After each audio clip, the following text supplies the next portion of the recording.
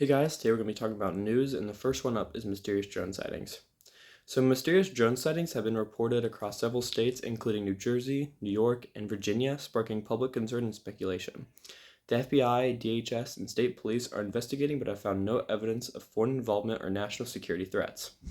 The drones are larger than typical hobbyist drones and sometimes operate with their lights off. There is uncertainty about whether a single drone or multiple coordinated drones are involved. Some lawmakers have suggested these drones might be testing U.S. defense capabilities. Now, the second news thing we're going to be covering is about U.S. activists getting convicted. Okay, 4 activists were convicted of conspiring to act as unregistered Russian agents as part of a Russian influence operation aimed at sowing discord in U.S. politics. The activists, including Omali Yeshitela and Augustus Romain Jr., were acquitted of the more serious charge of acting as Russian agents, but face up to 5 years in prison.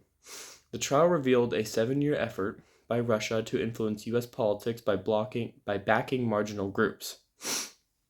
Now, for the third news piece of that today, about the Boeing worker strike ending. Okay, Boeing workers ended a 7-week strike after accepting a new contract that includes a 38% pay raise over 4 years. The agreement also provides a $12,000 cash bonus and increased retirement contributions, but does not restore pensions.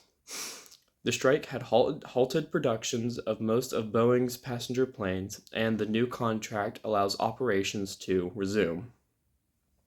Well, that's about all the news for today. And just remember, if you ever want to talk to anyone about any sort of news, remember you should get it from an unbiased source, and you should always be as unbiased as you can. And if you ever want to talk about politics with people, don't get divisive.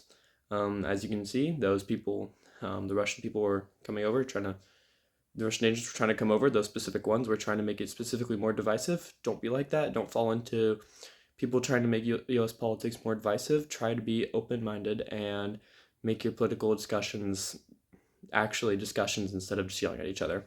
Have a good day.